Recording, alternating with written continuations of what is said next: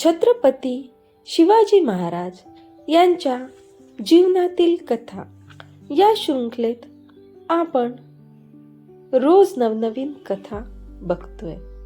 आजची कथा आहे छत्रपती शिवाजी महाराज, साधेपणातली महानता, जनतेत मिसळून जगणारा राजा म्हणजे शिवाजी महाराज.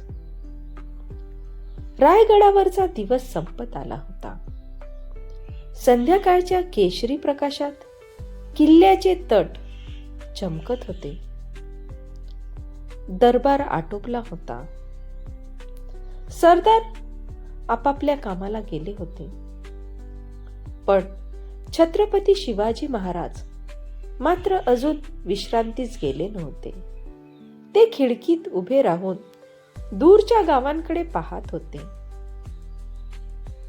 राजा असला तरी त्यांच्या मनात एकच विचार असायचा, माझी रयत सुखी आहे का? ती सुखरूप आहे का? किल्ल्यावर बसून राज्य कळत नाही. ते जाणून घ्यायचं असेल तर लोकात जावं लागतं. आणि त्या रात्री महाराजांनी अचानक निर्णय घेतला की महाराजांनी आपल्या विश्वासू मावळ्यांना हळू आवाजात सांगितलं, आज आपण गडाबाहेर जाणार आहोत. पण राजा म्हणून नाही, तर एक माणूस म्हणून. काही वेळातच त्यांनी साधे कपडे घातले, वेषांतर केलं. ना दागिने, ना मुकुट, ना राजेशाही वस्त्र. एक सामान्य शेतकरी जसा दिसतो तसाच वेश. मावेही साध्या रूपात तयार झाले. रात्री अंधार पडताच ते सर्व गुपचूप किल्ल्याबाहेर पडले. त्यांनी सर्वांनी गावात प्रवेश केला. गडाखालील गाव शांत होतं. घराघरात दिवे लुकलुकत होते. कुठे भाकरी भाजण्याचा वास, तर कुठे मुलांचा हशा. महाराज हळू चालत होते. ते प्रत्येक गोष्ट बघत होते. रस्ते, विहीर, शेत, घरांची अवस्था. एका ठिकाणी काही शेतकरी चुलीजवळ बसून बोलत होते. महाराज तेथे जाऊन बसले. सामान्य माणसासारखे जाऊन बसले. सामान्य माणसासारखी चर्चा करू लागले. त्यात एक शेतकरी विचारतो, कुठून आलात भाऊ? महाराज हसून म्हणाले, दूरच्या गावावरून. काम शोधायला आलो आहे. ते सगळ्यांमध्ये बसले. गप्पा सुरू झाल्या. सत्य ऐकण्याची ती वेळ होती. एक वृद्ध शेतकरी म्हणाला, आपला राजा चांगला आहे, पण अधिकारी कधी कधी त्रास देतात. त्यावर दुसरा म्हणाला, कर कमी आहे, पण काही कारभारी जास्त मागतात. तिसरा म्हणाला, गावात पाणी कमी आहे, कोणी ऐकत नाही.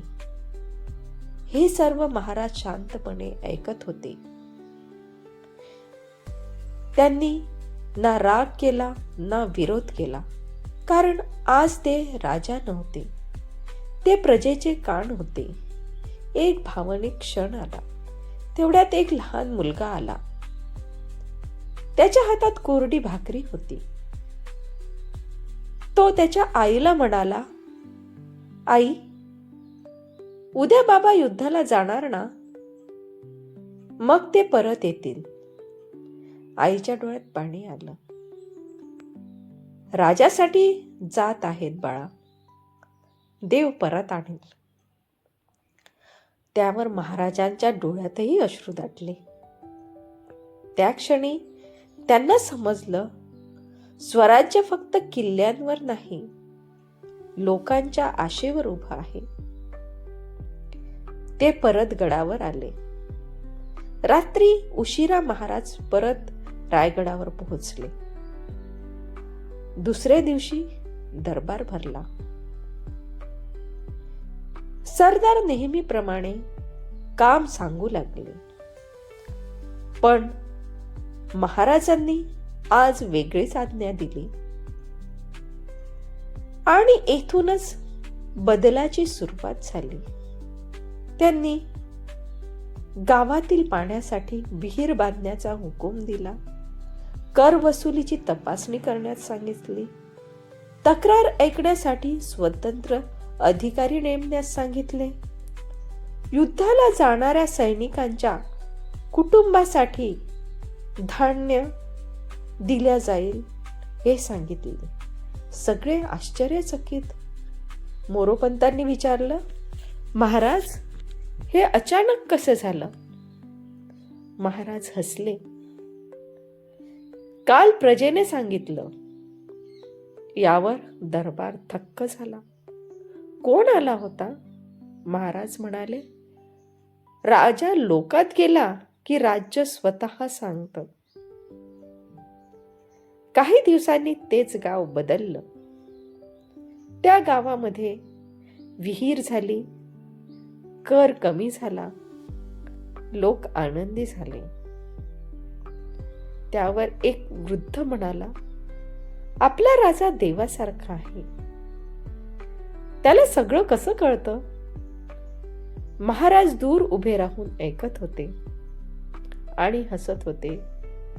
खरा नेता लोकांमध्ये राहतो. सत्ता दूर बसून नाही, समजून चालते. ऐकणारा राजा महान असतो. साधेपणा हा सर्वात मोठा वैभव असतो. म्हणूनच शिवाजी महाराज फक्त गडांचे नव्हे, तर हे प्रत्येक हृदयाचे राजे झाले. जय भवानी, जय शिवाजी.